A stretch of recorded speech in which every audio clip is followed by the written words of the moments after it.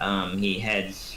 Well, you guys are all up here in the Lucky proper. He heads down a bit, like walking towards the forest, past the camp where the Vistani are. There's a small Vistani camp on the southwestern outskirts of Valaki.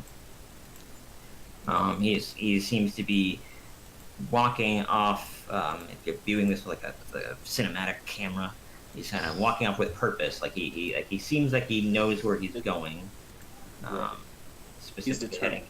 Yeah, he's. It's not like he's wandering aimlessly. He's heading somewhere specific. Eventually, I want to play a specific song. I have an idea for this. Find it. Country road. That would be funny, but no.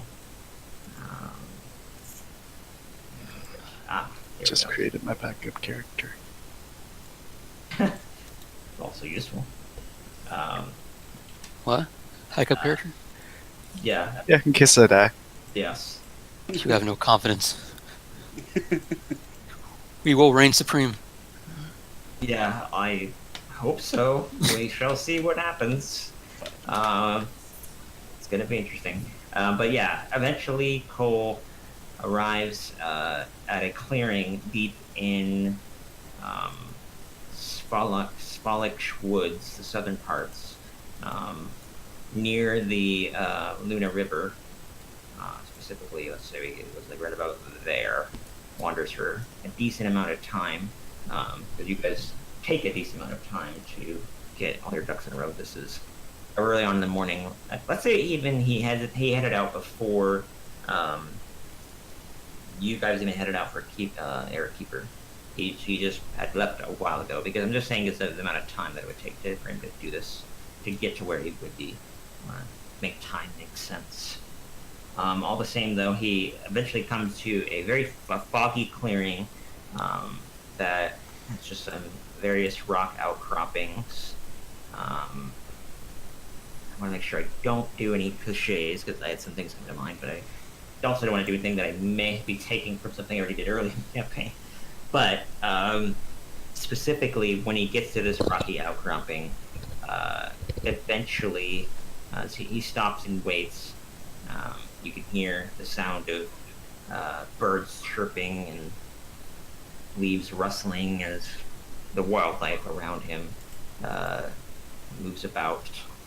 In general, Barovia recently, since you guys took down the evil druids Yester Hill and all the blights and such that were coming out of that, they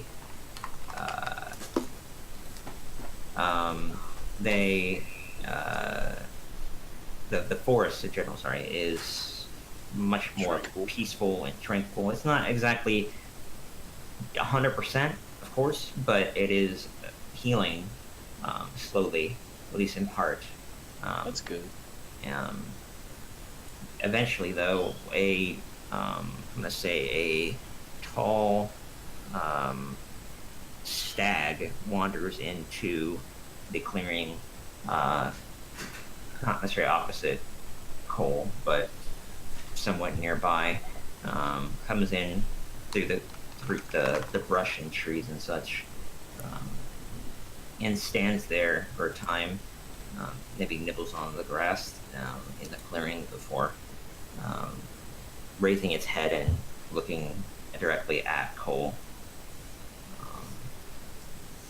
A moment later, he hears a voice in his head saying, "So, you return, and you have questions."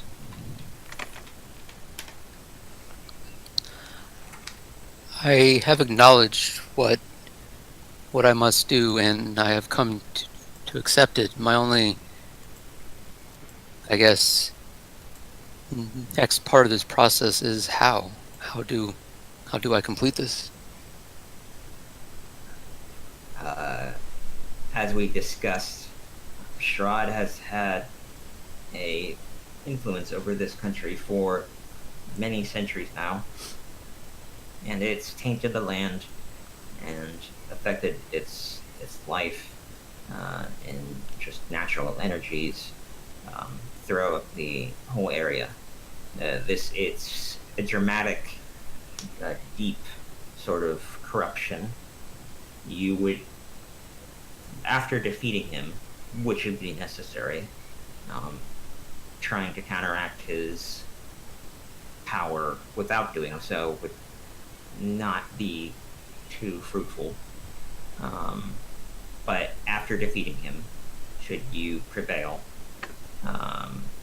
you then must return here. And it lifts its head and kind of looks over the whole area. Not really implying anywhere specific, maybe implying this very place, but just says here. And the voice says, and this is me coming up with the DM coming up with something on the spot. I'm trying to think about this. All right, because you already kind of implied what you think would be kind of cool, and I agree with that. It says to something for unlife to have affected this land for so long will require a great deal of energy, of the force that you carry inside you. I cannot say for certain whether this will take all of you or require all of you to do so, but you must know this all the same.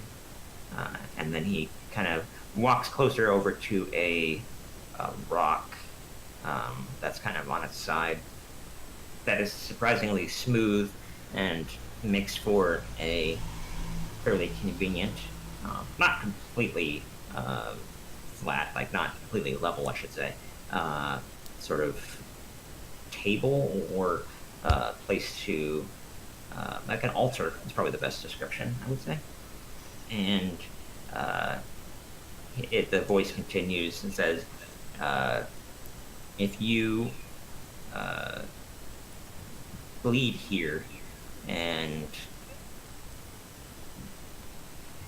lie here in this place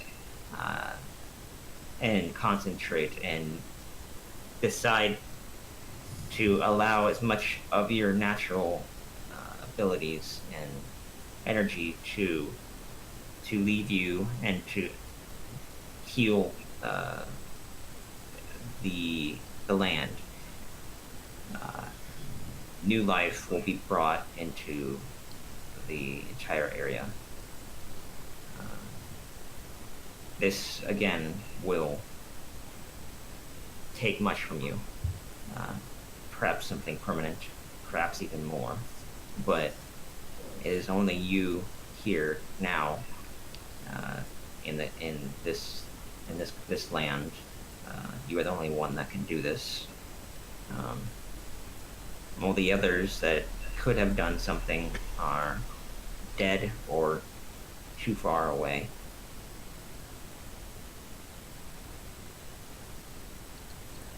I kneel down. I look at this smooth rock. I place my hand on it, and I kind of like rub my fingers across it. Maybe it has its own kind of magical charge to it, like, and I can actually feel it.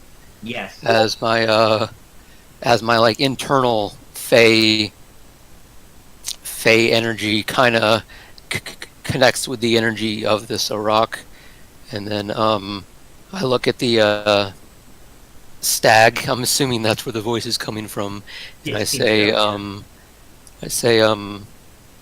I understand what must be done. I will complete this. I will heal this land.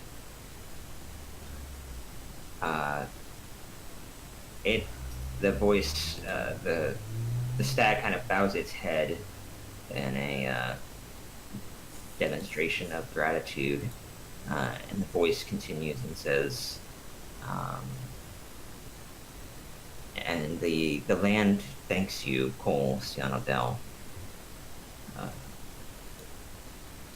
You have suffered greatly throughout your years, but you will be able to do much good with what time you have left. And then it turns and starts to walk away. At first, when you put your hand on the stone, it felt almost like it was pulling you toward it, as if like you were a magnet of one polarity and it was the other, and it was just kind of giving you like a shove, like down onto the surface. And then when your actual hand meets the surface itself, it feels very cold, like remarkably cold, ice cold even, despite it obviously not being such. And it feels like it drains the heat from you immediately. But as you speak and as your resolve and understanding solidifies, the sensation changes to a warmth, and like a numb warmth over your entire body that envelops your whole form, and you feel a sense of contentment and relaxation overwhelm you. And this everything that you've done up to this point feels right and feels correct, feels like this is what's supposed to happen. You don't know exactly every detail and every reason why, but this is what's supposed to be. And then when you turn your head back after looking down at the stone and responding as you did, the stag is gone, and the volume of the local wildlife seems to increase back to what it was before. Yeah, the birds are chirping and everything goes back to normal. It was kind of muted before, briefly during the conversation that took place, but it's all back to normal. Okay. After I realize what I have to do, I'm kind of get up off the ground, kind of brush off the dead leaves on my knees, and start heading back into a town. All right. As you're walking back, for the sake of cinematic flair and such, you cross paths with many different creatures of various sizes and types. Birds and rabbits, squirrels, Hedgehogs. a fox. Eventually, before you get there, about maybe 3/4 of the way there, so you started off around here on the clearing edge, and you head all the way back, and just south of Wallaki, around here, you can see on the horizon, you can see further in toward Wallaki, you can get a general outline of the city coming into view. You eventually see a wolf, a fairly large scarred wolf, standing on a overturned tree, just locked eyes with you. It's not a threat insofar that it is going to attack you, but it is making its presence known by kind of lowering its head and giving you a very stern look. But with your current path, you aren't going to be walking directly through it, but right by it. Yeah, I give it the proper space, and so I don't give it the feeling like I'm trying to encroach on its area. It lets you closer than it typically would, knowing with what your knowledge would be of this species and this situation. Although it acknowledges your presence, when you get close by, probably within a matter of like a meter or a yard, as close as distance you come, it doesn't make any movements, just watching you. Still not growling, still not snarling or anything, just watching you. And you continue past and head toward the town. Seemingly, you feel the eyes and the pressure of the world, of the land upon you. But still, this sense of purpose and resolve and direction. Eventually, you enter the town proper and rendezvous with your compatriots in whatever form they maintain. Oh, there you are. I'm looking everywhere for you. Where have you been? Well, I had to go out into the forest, try and figure out like what I'm supposed to do. Remember about the about the dream that I told you guys about healing this land.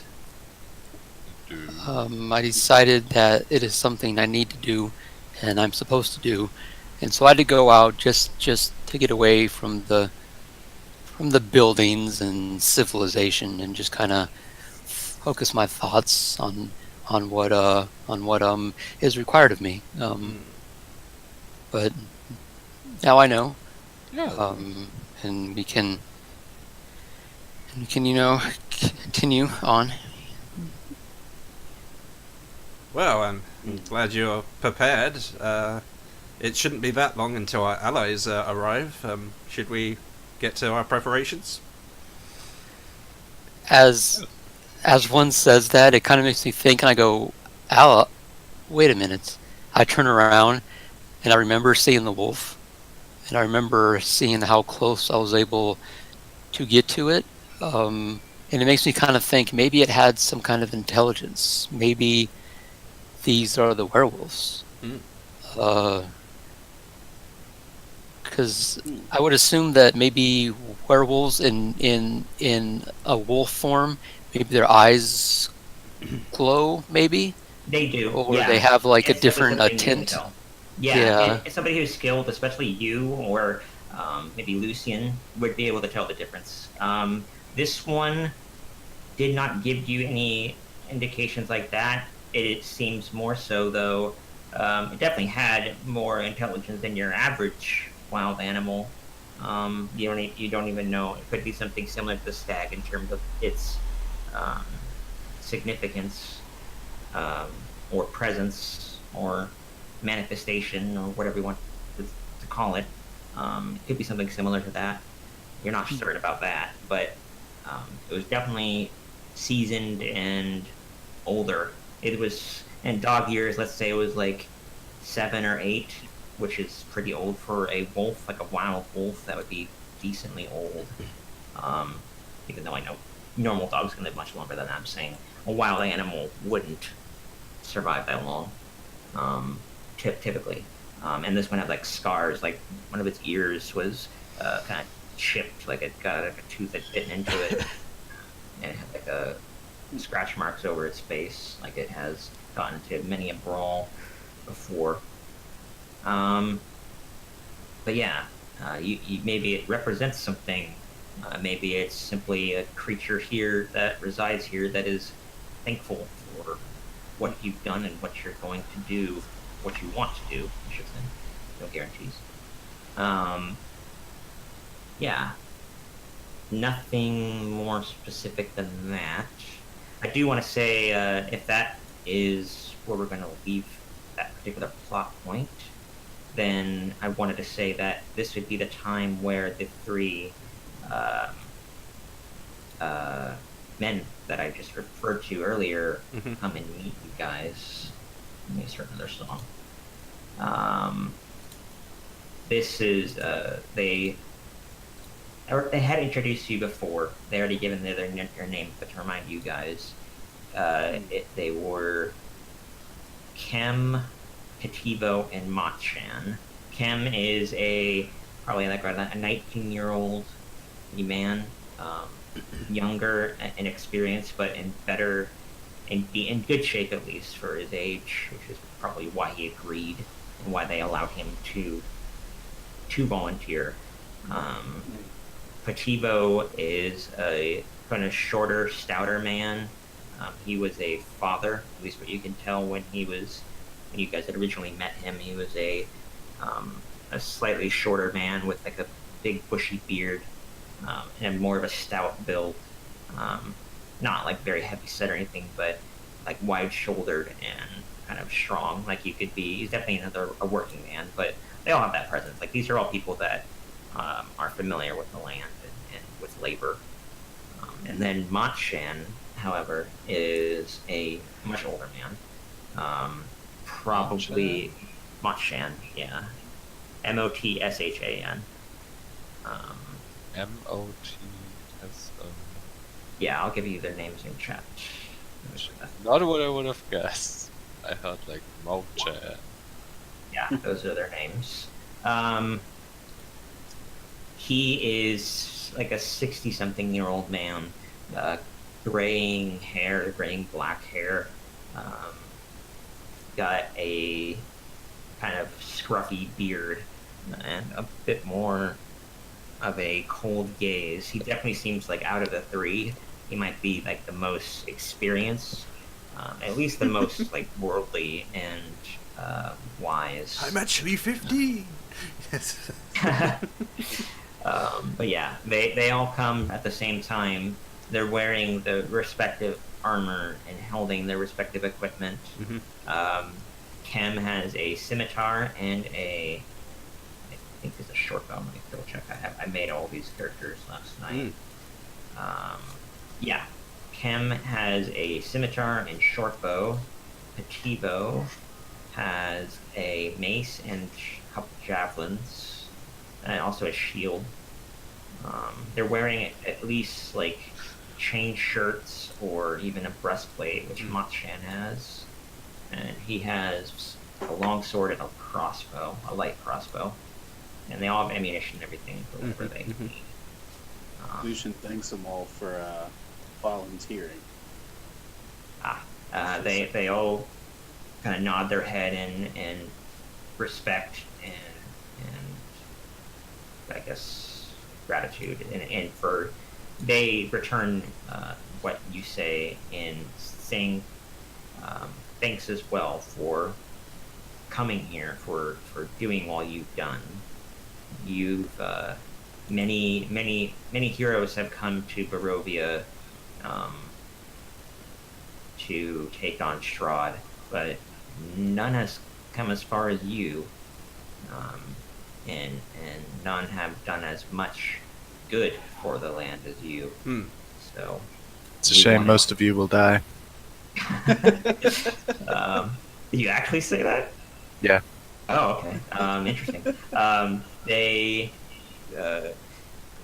The old man doesn't do this, but the other two kind of look and give you looks of kind of bewilderment and surprise, especially the younger man, who's a bit more rattled.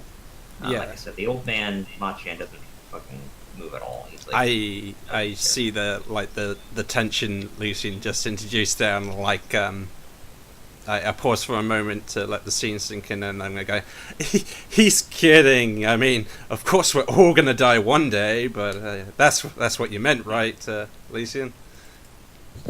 No, you're all gonna die in battle. we can only hope so, right?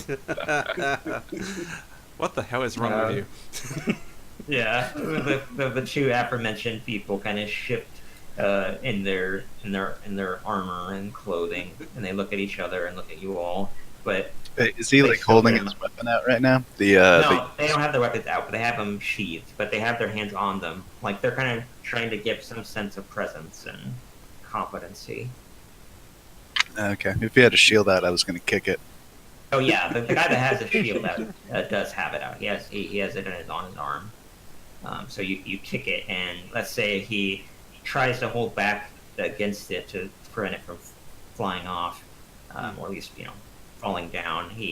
But he fails because you're stronger than he is, and more skilled. He immediately kind of hustles to grab it, Sure. bending down and off balance and grabs it off the ground and immediately returns to his original position and says, he says, I understand what you're trying to do, but we're going to do this. They're actually like stuttering or he's stuttering and kind of trying to maintain a face, but all the same, I mean, if legitimately these are more brave people than you've encountered in a while, especially in Valaki or in the Yeah, country, I they should say. deserve some props. Yeah, A lot of sees people are. Lucian sees Michael trying to inspire the recruits, and he's like, "No worries, guys. You guys shouldn't be scared yet. Save that for when we get to Ravenloft. Then you can be scared." Nice. So to be clear, it was Mark who was abusing these guys right now. Yes. Yeah, it was. It was specifically Michael, that Michael was the character. giving- Yes. Okay. So, Yeah.